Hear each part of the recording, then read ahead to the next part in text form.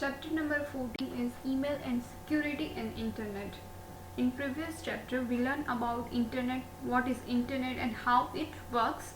Now we are going to learn about what is email and what is security. First of all, email, short for electronic mail, which is an email or email, is information stored on a computer that is exchanged between two users over a telecommunication. It means we send a messages to another person via mail, means communicate with other person using a email. More plainly, email is a message that may contain text, files, images or other attachment. It offers an efficient, inexpensive and a real-time mean of distributing information among people. Basically, email is used to send a message, send a photo, audio, video, other multimedia files or other attachments. So we are using emails nowadays. Traditional mail versus email. First of all, what is a traditional mail? An example. Now here, traditional mail, which means a letter. Example, postcards. When internet is not available, we use postcards or any other courier services, right? So traditional mail versus email. First of all, parameters. In a traditional mail, addresses is needed, like 14 Star Colony, Rampur, something. Address is must be required in a traditional mail. Or in an email, there is a email address is available like sweetie@yahoo.com. Now, time in a traditional mail, 3 or 2 days. Distance, more time is required to transfer the data. Now, in an email, instantly within a seconds or within a minutes, data is transferred to the another person. Content. In a traditional mail, you can send and receive packages, magazines, brochures and more via postal delivery, but not by electronical mail. But in an email, address book, templates, ready-made drafts, messages are available. Also multimedia information along with the mail, but not sending magazines or not sending any packages, right? Cost of traditional mail, cost for delivery, like courier services, charges, delivery charges, stamps, papers, cover, as well as cost for shipping a large parcel, means shipping charges. In an email, there is a free with internet facility and computer. If you have internet facility, then you can send an email to any persons. Next, access. In a traditional mail, it can be accessed through a limited specific places. Sometimes you know that some sending facilities like Amazon, Flipkart, anything. Sometimes they are not sending a parcel in any rural area, like in any city of Surendranagar, right? So there is a limited space. Or in an email, access from anywhere. Now, the advantages and disadvantages of email. First of all, advantages. Using an email, sending an email to someone is very easy. People need a little training to learn how to do this. Or disadvantages is that both you and the person receiving the email must have an email address. If you want to send an email to another person, then both persons have required an email address and access to a computer or device that can access the internet. First of all, you require an email address, and second, receiver device like your phone or a computer to receive that data. Now, advantages. Emails are free to send so long as you have an email account and a connection to the internet. To sending an email, you have required a connection to the internet and email account. Now, same time, disadvantages is if you don't know the email address of the other person, then you can't send them a message. If I want to email you or any other students, right? So first of all, I require your email address. But if I have not your email address, then I don't send to a email. Now, emails are usually received fairly quickly, most of the time a couple of seconds after they are sent. Disadvantages. Some people change their email address fairly often as they switch IPSs or jobs. Now, advantages. People don't have to be present to receive the email. So, when people don't have to present to receiving that mail. Or same time, disadvantages is Spam is a big problem. Up to 2/3 of mails sent are spam. Spam messages or junk messages, like unwanted messages. We receive sometimes spam messages. Or advantages, emails can be sent any time of the day or night, 365 days a year. You can send an email at any time. Now, people can waste company time at work by sending emails to friends instead of working. It's a disadvantages. Now, advantages, files and images can be attached to an email. When you are on a holiday, your email box can become a full and extra message might not be get stored because some unwanted messages are receiving. At the same time, advantages, multiple copies of a message can be sent to a groups of peoples. Like you can send a wishes messages to group of peoples, and at Diwali or in some other occasions, you may have to wait a long time to get a reply. A carbon copy of an email can be sent to the other people. Email attachment can contain a virus sometimes, like you can share a video, but with video there is sometimes a virus go through that email.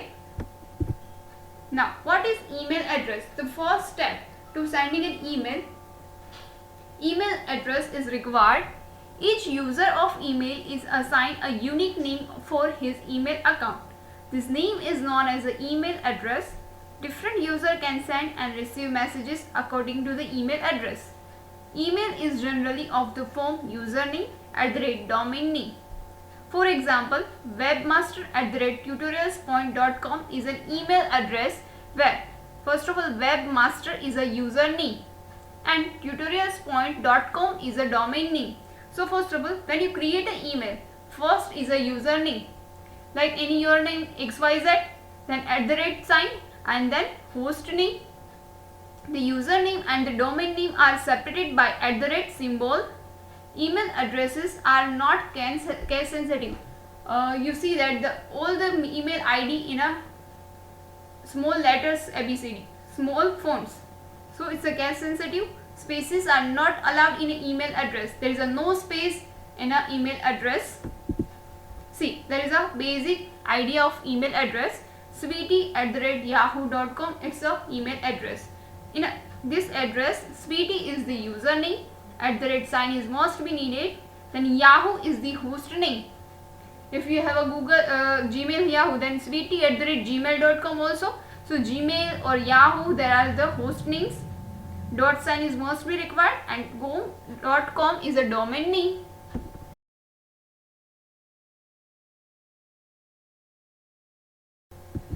Now, working of a basic email. Now I am a sender and I want to send an email to you, all the students. So I am a sender and you all are the receivers. I send a message from my email ID and you receive that email on your inbox and your email, right? So this is the simple step, but how it actually works, let's see. There is a one sender's mail client, which is a MUA. First of all, what is MUA? MUA is the mail user agent. MUA is a client application that allows receiving and sending emails. That is a client application that allows receiving and sending emails. It can be desktop applications such as a Microsoft Outlook, Gmail or Hotmail in your computer, right? So MUA is the basic applications. Now the data sent to the sender's MDA or MTA. Now sender sent from that MUA and it's gone to the MTA. First of all, what is MTA? MTA is the mail transfer agent. MTA is the mail transfer agent and MDA is the mail delivery agent. MTA, it works as how to transfer the mail to the another MTA and it's sent to the MDA, and now MDA sent to that email to the company network. Via company network, that sender's mail server go to the sender's mail server, and that using a router from the internet, then check the spam and virus blockers. If some firewall security is available, then check for it, and then go to the recipient's mail server with company network and again go to the recipient's mail client, and receiver receive that email. Once an email is sent from the computer, it goes to the sender's network and then to the internet. From the internet it reaches to the receiver's network and server using the facility of router to find appropriate path. What router do? It finds the appropriate path. Further, it has to pass through a security features like firewall if any. An email encountering a firewall may be tested for a spam and virus filter before it is allowed to pass through the firewall. From receiver's network, it is sent to the receiver's computer. Now, security and cryptography. When we share some documents like audio, video, files, others, mails, communicate with other persons, sometimes virus attacks happen. So for that we need to secure our system. So for that we use a security and cryptography method. Whenever we share information and resource using a public domain, we need to assure that only authentic people would use their resources. Here is the brief discussion about possible attacks and harm caused. Now, first of all, virus. A computer virus is a malicious code designed to spread from host to host by itself without the user knowledge to perform the malicious action. We don't know when or how the virus attacked on our system. It imposes harm to a computer by corrupting system files, destroying data, or otherwise by being a nuisance. The reason for designing a computer virus is to attack a vulnerable system to gain admin control and steal confidential information. So when virus attack is in our system that steal our confidential data, so virus is very harmful. The computer virus spread through a removable media, internet downloads and email attachment. When for other person's pen drive, when you enter any other person's pen drive on your computer or your pen drive on your computer, if it has a virus, then it harms your system. When you download something from internet, then sometimes the virus attack on our system. Sometimes from email attachment virus also happen. In other words, a virus spreads while the user is viewing an infected advertisement, visiting an infected websites, opening the attachment in the email or clicking on an executable file. A virus can only spread from one computer to another in some form of executable code when its host is taken to the target computer. For instance, because a user sent it over a network or the internet or carried it on a removable medium such as a floppy disk, CD, DVD or USB drive. Suppose in my pen drive or my system there is some virus. If I copy some files on my pen drive and that pen drive I open in another computer or another PCs, then that virus sent from host to host, from my computer system to another person's computer system, or both the system has damaged with that virus. So we need a antivirus program in our computer or our system. Next, first is a Trojan horse. There is a one type of virus which is known as a Trojan horse. The Trojan horse, also known as a Trojan in the context of computing and software, describes a class of computer threads that appears to perform a desirable function but in fact performs undisclosed malicious function that allow unauthorized access to the host machine. What is the Trojan horse do? That unauthorized access to the host machine, giving them the ability to save their files on the user's computers or even watch the user screen and control the computer. So what Trojan horse do? They control our screen, control our computer system. From that system, they spread often by email. It may appear as an email from someone you know, and when you click on that email, it's included attachment. You have immediately downloaded malware to your computer. So it appears on our system. Trojan also spread when you click on a false advertisement, and sometimes in your internet when you searching for something, some advertisement is appear. When you click on that type of advertisement, the virus is placed on our system with that type of advertisement, false advertisement. Once inside your computer, a Trojan horse can record your password by logging keystrokes, hijacking your webcam and stealing any sensitive data you may have on your computer. So it's so harmful. Next is worms. Computer worms are pieces of malware program that replicate quickly and spread from one computer to another computer like a virus. Worms is one type of virus. A worm spreads from an infected computer by sending itself to all the computer's contacts, then immediately to the contacts of the other computers. A computer worm is a self-replicating computer's program. It uses a network to send copies of itself to other nodes, computers on the network, and it may do so without any user intervention. Unlike a virus, it does not need to attach itself to an existing program.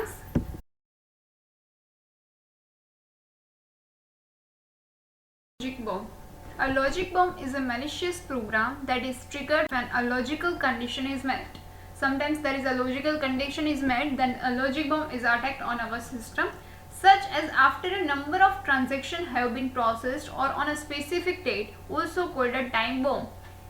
There is that attack on a specific date, which is also called a time bomb.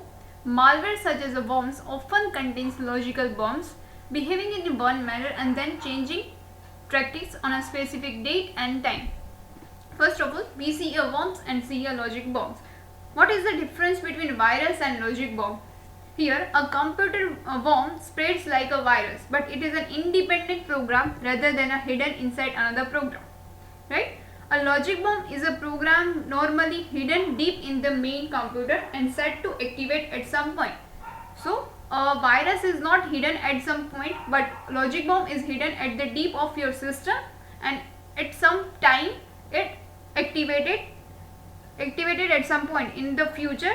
So, logic bomb is or on a specific date also called a time bomb. Next is a trapdoor. A computer trapdoor, also known as a backdoor, provides a secret or at least undocumented method of gaining access to an application, operating system, or online services. Generally, this is done by the developer of the system. When some dispute is there between the company and the developer, or suppose the developer party wants an illegal access to the system, this way is used to gain privileged access to the system or process to the system.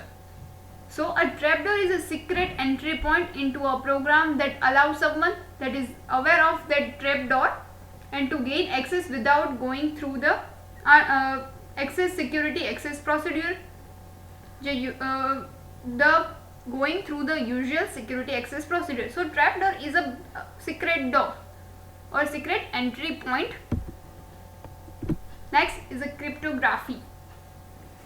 First of all, what is use of cryptography? Why we use a cryptography? So, main use of cryptography is to protect your data, right? Cryptography is method of secret writing. It's process to transfer simple message into unintelligible secret message and to retransform the message back to its original form. It not only protect data from theft or alteration, but can also be used for user authentication.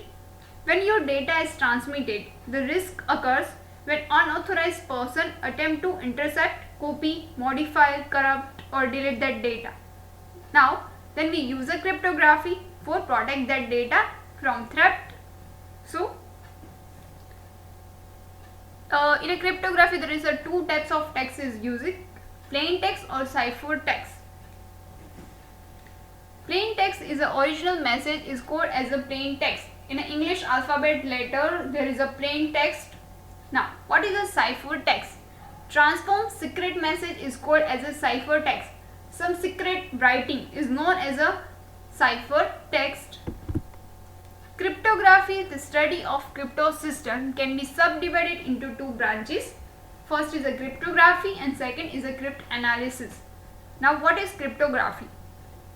Cryptography is the art and science of making a crypto system that is capable of providing information security, information security, which is known as a cryptography. And what is cryptanalysis? The art and science of breaking the cipher text is known as a cryptanalysis. Cryptanalysis means when we break a cipher text into a plain text is known as a cryptanalysis. First of all, how to change the cipher text or plain text? Let's see. First of all, encryption. The process of converting plain text to the ciphertext is known as the enciphering. It is also known as encoding or encryption. So what is encryption? Changing the plain text to the ciphertext. Or what is decryption?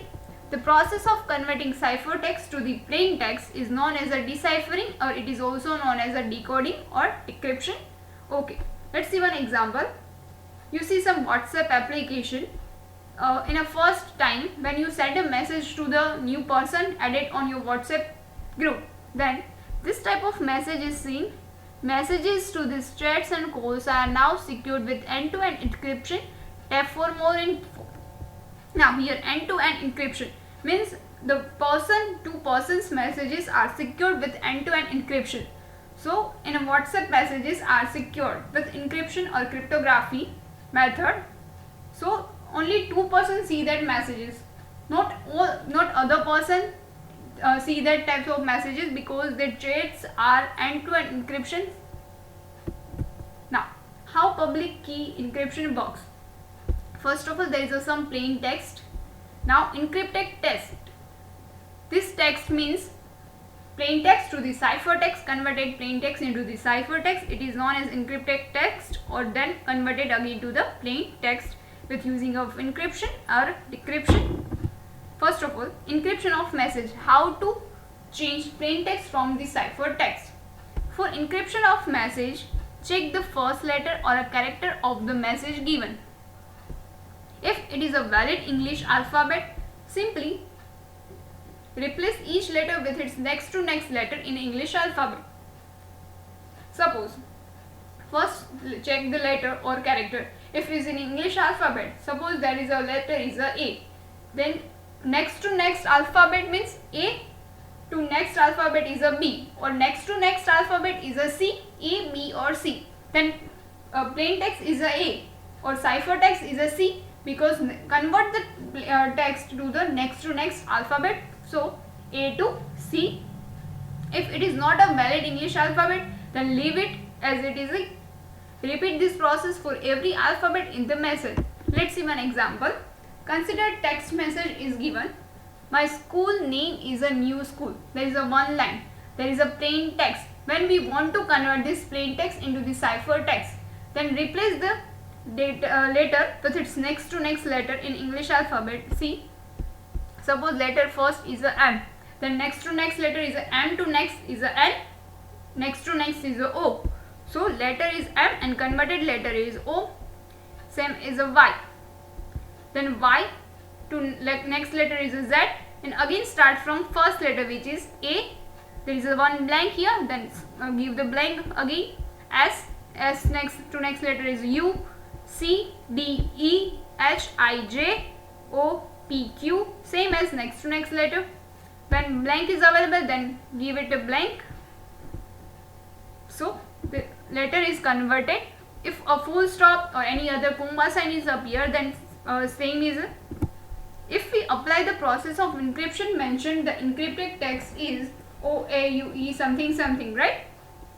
Beside encryption, data and other objects are compressed in order to save a memory instead of passing the original data.